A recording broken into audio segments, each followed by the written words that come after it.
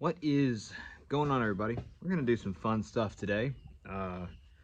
Rambled through the junk pile at my work and found some stuff that will work greatly for some Canister Damascus right here. So I got a little 2x2 can already painted up with some white paint, and got a little bit of powder in the bottom to start making our nest with.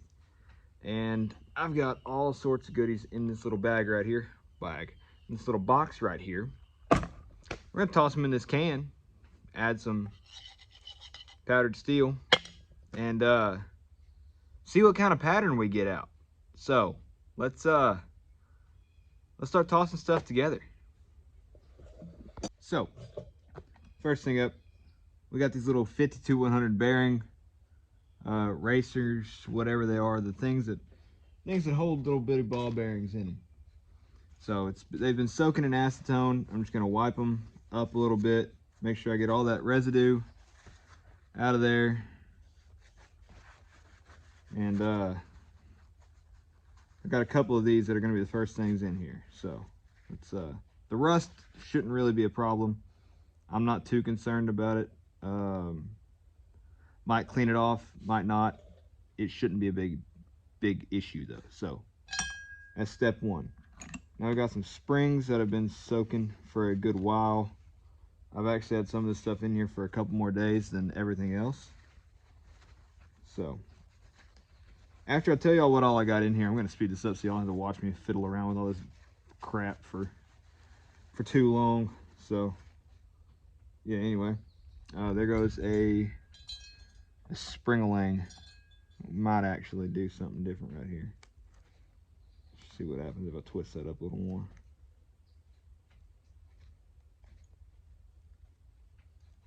There we go. Nice little spring action getting down in there.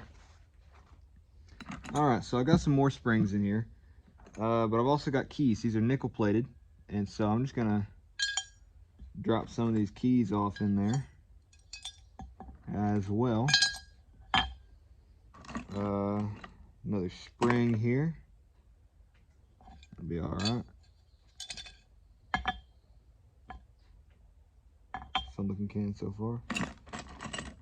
And the thing that I am excited about, I cut up a gear from the inside of a motor. So we're going to toss some gear bits in here, along with everything else that we're throwing in here. So, yeah, anyway.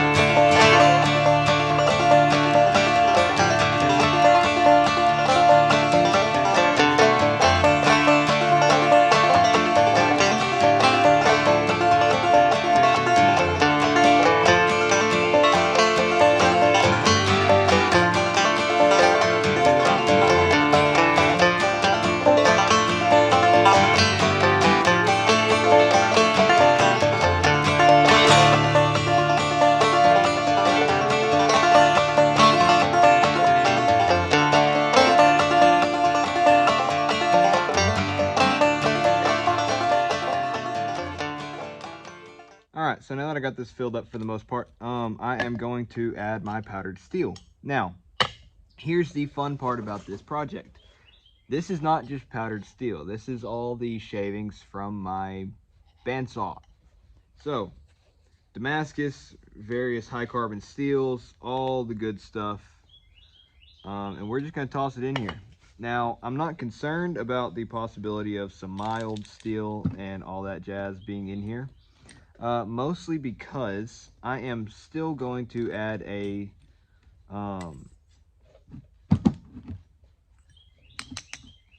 still going to be adding a core to this. So I'll add a nice piece of high carbon to it later on in the build. So I'm not too worried about having any mild steel anywhere in my powder, because I cut up more than just high carbon on my bandsaw. So I'm going to get this filled up with powder, and I will see y'all when we're welding when we've welded a cap on here. So be right back. Now then, with the cap welded on, we can get this sucker put in the forge and get it heating up. I do have my air vent on there because the last time that I did a can, I didn't put one in there, and we had a bit of a problem, and I'll show a clip of that here in just a second. But yeah, so let's get this put in the forge and get it heating up. All right, so it's in the forge. It is heating up, and we'll get it back there on the press and squish it here in just a minute. I will see y'all then.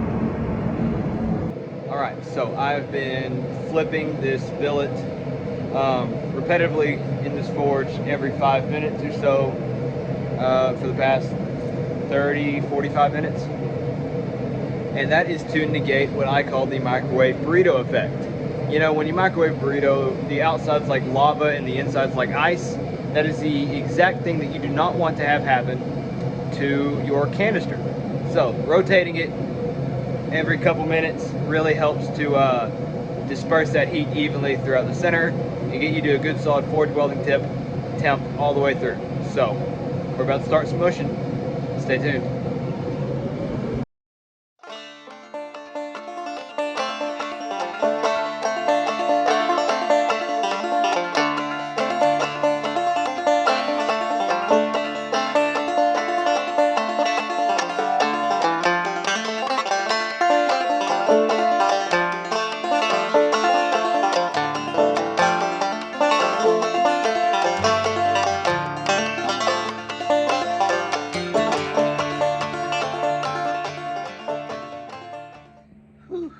All right, so everything feels very solid.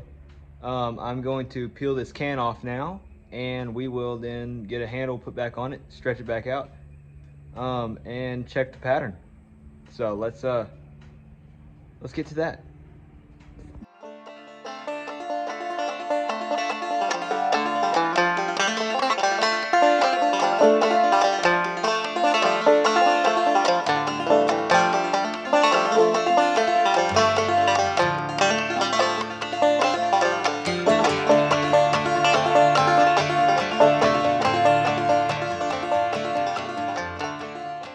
All right, so it's looking pretty good so far. I'm going to give it one more big press out under the press, and then clean up the edges, clean up the flats, give it a test etch, and we'll see what our pattern looks like. So yeah, let's press it one more time.